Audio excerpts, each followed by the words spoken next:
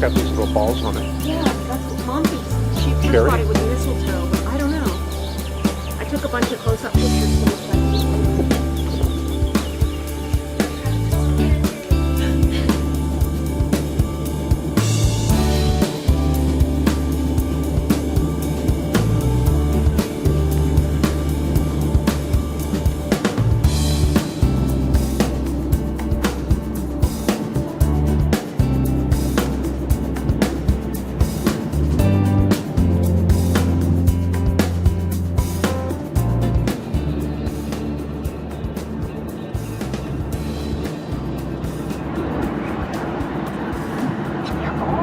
I'm sorry I got cranky about this little stuff. Hey, good evening, everybody. Let me see. I just walked in the door like half an hour ago, and I'm trying to get everything up. Had to restart Windows, and let me just change a few things on my soundboard here, and we will get up and running. Of course, the first thing you want to see is the monitor, and there we go. Bringing everything up from scratch here. So I haven't even looked at the weather. As you saw, I've been on the road the past day or two. I know there's been some severe weather in Illinois, so we're going to take a look at the atmosphere from scratch. Like, you're walking in the door and you're trying to find out what's going on, and we're going to build up that picture of what's happening. And a good way to do that is with a 500 millibar analysis. So let's bring that up real quick. So you can see I don't even have the colors on here, so we're really starting out kind of raw here. Let me bring up my tools here for drawing on the map. And is that working? Yes, it is. Okay, we've got a trough in the central part of the U.S. You can see that's located pretty much right along the Rockies, and as a result, we're getting a lot of stormy weather in the Central Plains, kind of in that area right there. Let me bring that up just a little bit so you can see that a bit better. There it is. So we got the jet stream coming in from Washington down into the Four Corners and then coming up through the Great Lakes. So it's a little bit further north than we usually see this time of year. But as you can see, along and just south of the jet, that's the severe weather area we're focusing on. Okay, so we can see there's a trough right there in the central and southern Rockies and a ridge out to the west over the east coast. So there we go. And naturally, with that trough, having been out in this area here in the past day or two, conditions are a little bit warm out in the west and cold out in the west and very warm out in the east right here. So we're seeing temperatures about 15 to 20 degrees above normal in Missouri, parts of Illinois. And let's see just how warm things have been. So we're going to bring up the max temperatures for today. And there we go. 50s and 60s for Illinois up there, and almost 70 right there at Joplin. And as you go into Texas, no surprise, 80s. I came in the door and everything was hot. So I don't know if we're ever going to get rid of this May weather pattern here in Texas. I guess we'll see on the GFS. But let's go to the dynamics here, and let me bring up that 18Z model for the GFS, and we'll take a look at exactly where the short waves are, the long wave troughs, and what they'll be doing over the next few days. Okay, so we're going to set that on this evening.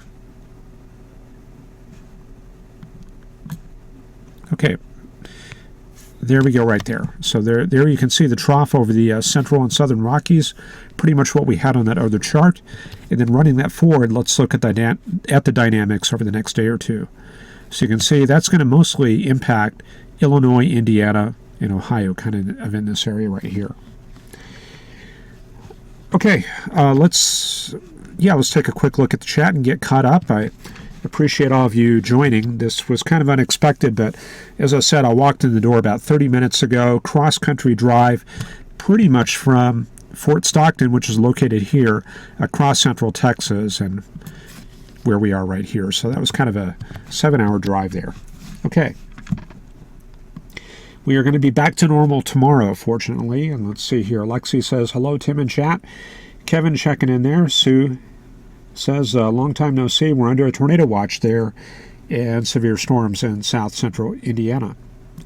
Alexi mentioning tornado on the ground in Perryville, Illinois. Kevin McKinney mentioning possible outbreak for tomorrow in East Tennessee. Fun with Tech joins with Tornado Watch 47. Went out and placed that watch under his area until 4 a.m. Sue M. and Sarah mentioning under a severe thunderstorm watch here. Severe thunderstorms to their north. And Sue M. also discussing the weather there. And Alexi, Perryville, Missouri, not Perryville, Illinois. Okay. Said that storm hit the highway. Tornado hit the highway and major damage there. Okay. So for the next, let's see, we're going to run this up to 2 days, and you can see most of the strong upper-level lift moves up to the northeast coast. Trough following in behind that, so we're going to see some cold weather in that part of the U.S. Ridge building in across the northern Rockies, so we're going to see a kind of a downslope warm-up pattern across the Canadian prairies and Montana there, going into Thursday and Friday. And then just a general look, we see ridging across the central U.S. on Saturday. Then when you get into Sunday, we see a large trough coming up on the west coast. So there we go. Looks like more rain for that area of Northern California into Saturday and Sunday. And that'll cross the Rockies early Monday. So the dynamics are going to be right there over Kansas and Nebraska. And then we should see things moderate into Thursday and Friday. One little wave coming down the backside right there. Not sure if we're going to have much moisture with that because that's a northwest flow set up right there. And then just ridging for March 12th, March 13th. Okay. Let's see. We'll go ahead and take a look at a little bit of the severe weather since we've got some action going on. And you can see we've got a southerly gradient in place. Good flow up from the Gulf. Very broad area of southerly gradient right there. And up to the north, a little bit of a cold front coming in from Kansas into northwest Oklahoma. And we'll change the sector up to the Midwest real quick. And there we go. You can see the surface cyclone right there over western Illinois, located right there. And most of the moisture is heading up. Pretty good bet it's heading up into this area right here, Illinois and Indiana. So we can take kind of a detailed look at that. We'll go to the surface dew point and see exactly where the moisture axis is.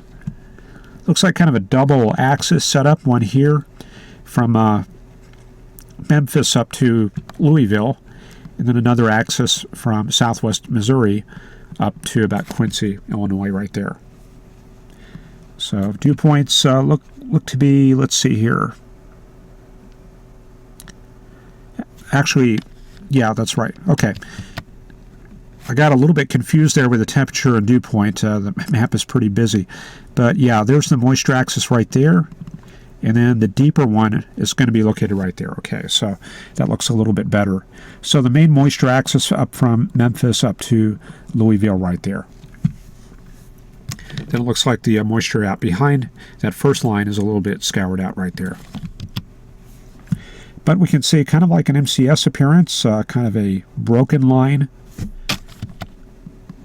with that northern line right there. This one has a little bit more in the way of discrete cells. So let's maybe bring up a little bit of radar.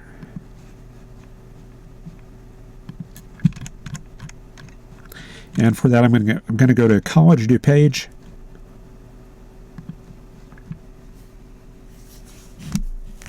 And I guess we should look at something to the south there. Evansville Radar.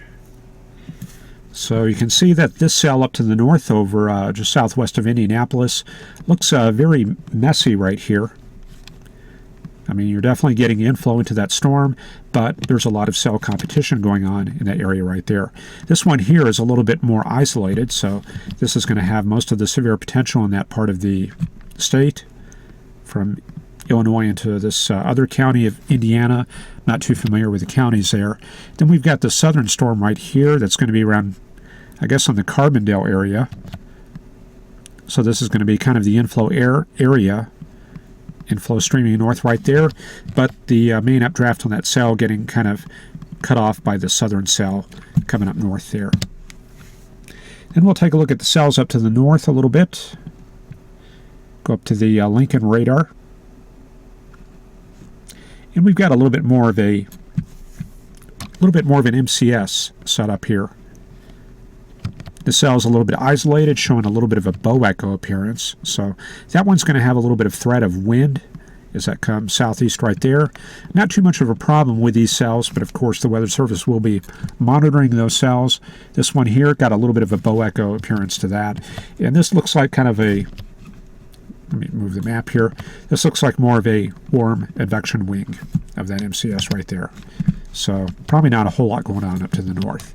Then we'll take a quick look at Indiana, since Sue and Sarah are there. Going to the Indianapolis radar right there. Things look pretty grungy through there, so kind of like a messy MCS right there. Maybe a little bit of a bow echo appearance in there, so I would probably keep an eye on that. And the only thing that you would really watch for, aside from the southern storm, is going to be any organization of this cell right here, of this system. So you would look for changes, look for some of the cells to become more isolated. So maybe you would have some of these form up into discrete cells, but that does tend to be kind of rare during the overnight hours. So most likely this will probably form up into kind of a broken to solid line. Okay, let's go ahead and take a look at the forecast, and let me get this set up here. Wow, March 1st, 0Z, heading into March here. We did not get very much of a winter, so I'm kind of disappointed there. But we can see the thickness banding kind of oriented southwest to northeast right there. So there is a little bit of cold air on tap up to the north, and we're going to see if that makes any headway to the south. So drawing the fronts here, warm front from basically northern Illinois up to around the London, Ontario area, becoming a cold front to the southwest over northwest Oklahoma, and then down into West Texas like that. And we've also had an active dry line, and I drove right through that around San Saba, Texas. That's probably going to be in this area right here. So that's going to be your dry line. And for that, I'm going mostly with observation from what I saw earlier today.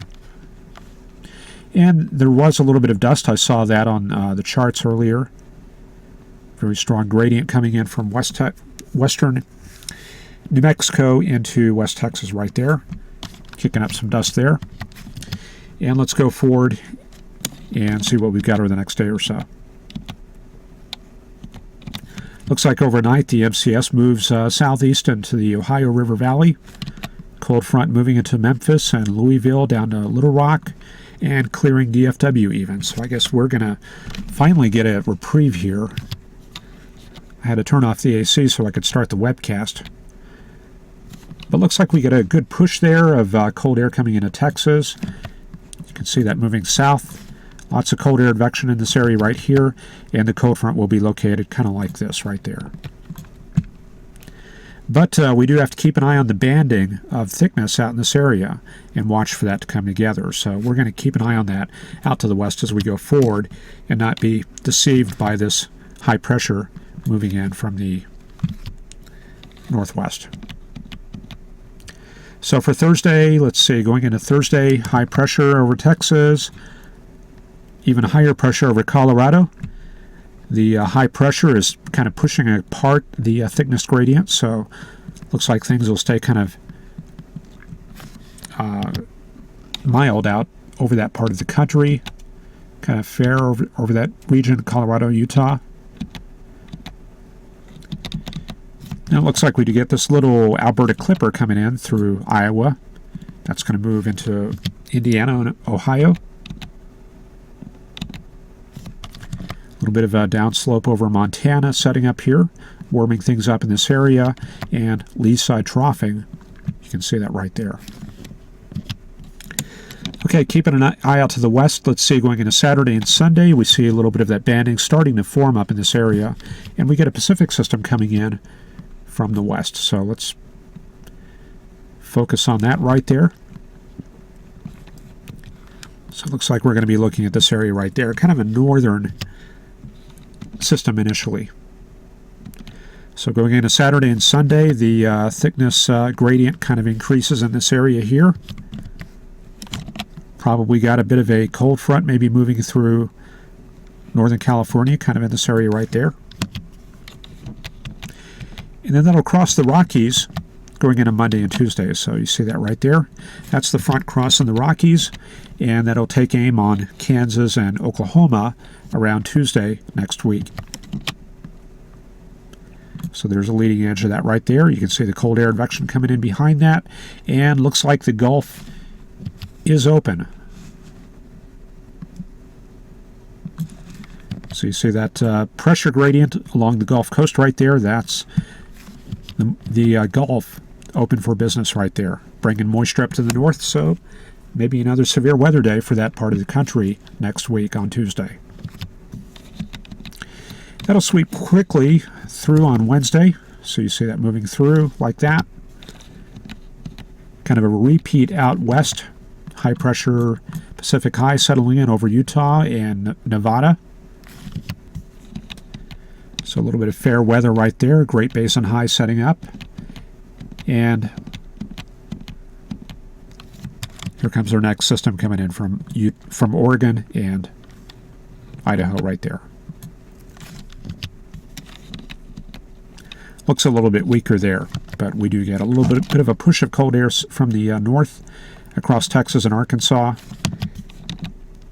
And looks like that clears much of the southeast U.S.